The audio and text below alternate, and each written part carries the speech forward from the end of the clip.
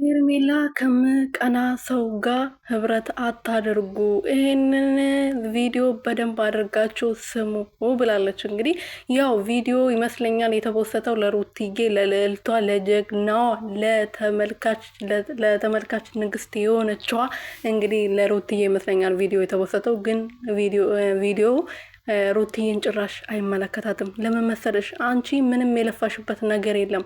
አብርሃምን ሰው ያረገችው ቀና አድርገው ይሄን አሁን የምኩራራበትን ንብረት ራሱ እንዲኖር ያስደረገችው ሩትዬ መሆኗ እንዳትረሺ።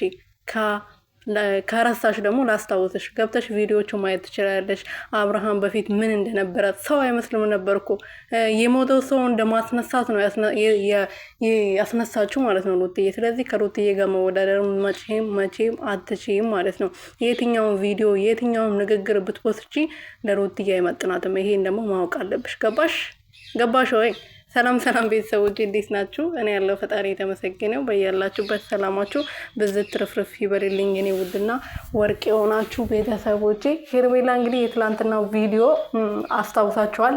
በቅናት ነው ስለምትቀኑብኝ ነው እንደዚህ የምትሆኑት ምናምን ብላ ስትመልስ ነበርና ማን ነው በአንቺ የምቀናው? በዛሬ ደግሞ የለፋችሁበትን ነገር ስታገኙ በጣም ደስ ይላል። ለዛ ሰው ግዴታ ማሳየት አለባችሁ ብላለች። ምንድነው የለፋሽበት? አንቺ ምንም የለፋሽበት ነገር የለም።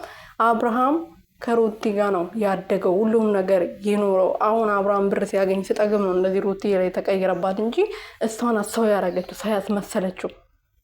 አለባበስ ራሱ አያውቅም ነበር። ከሷ ጋር ከተዋወቀ ነው አለባበስ ራሱ ምን እንደሆነ ያወቀው ማለት ነው። ስለዚህ ይሄ ልንገርሽ ብዬ ነው። እኔ ግን ይሄን ንግግሮች ምንም ለሩትዬ መስሎም አይታያትም ማለት ነው። ምክንያቱም አንቺ የራስሽ ህይወት የሚባል ነገር የለሽም፣ ክብር የለሽም፣ ለሰውም ልጅም ለራስሽም።